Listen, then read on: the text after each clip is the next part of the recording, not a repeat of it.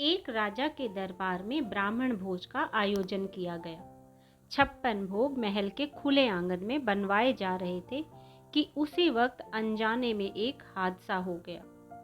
खुले में पक रही रसोई के ऊपर से एक चील अपने पंजे में जिंदा सांप दबोचकर निकल रही थी। सांप ने चील के पंजों से छुटकारा पाने के लिए फुफकार मारी और साथ ही जहर उगला। उसके मुख से निकली जहर की कुछ बूंदें नीचे पक रही रसोई के व्यंजनों में गिर गईं। जहरीले भोजन को खाने से सभी ब्राह्मण काल के गाल में समा गए। जब राजा को इस बात का पता चला तो ब्रह्म हत्या के पाप से वह बहुत दुखी हो गया। ऐसे में सबसे ज्यादा मुश्किल खड़ी हो गई यमराज के लिए कि आखिर इस पाप का भागी कौन है और ब्रह्म हत्या के पाप के लिए किसको दंड दिया जाए। सबसे पहला नाम राजा का आया, क्योंकि राजा ने ही ब्राह्मणों को भोजन के लिए आमंत्रित किया था। यमराज के मन में दूसरा नाम आया रसोइये का, जिसने ब्राह्मणों के लिए महाप्रसाद तैयार किया था। यमराज को तीसरा ख्याल आया चील का, जो सांप को पकड़कर ले जा रही थी।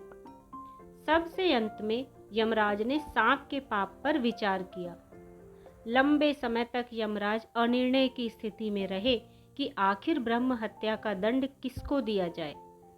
घटना के कुछ समय बाद कुछ ब्राह्मण राजा से मिलने के लिए उसके महल में जा रहे थे। ब्राह्मणों ने एक महिला से महल का रास्ता पूछ लिया। तब महिला ने ब्राह्मणों को रास्ता बताते हुए कहा, देखो भाई, जरा ध्यान से जाना, वह राजा ब्राह्मणों को खाने में जहर देकर मार देता है।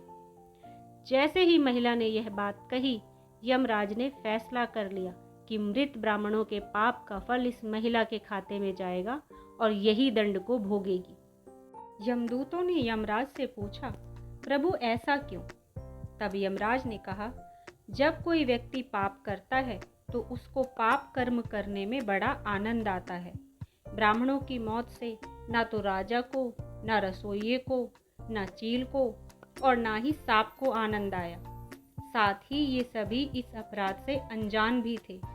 लेकिन महापाप की इस दुर्घटना का इस महिला ने जोर शोर से बखान करके मजा जरूर लिया।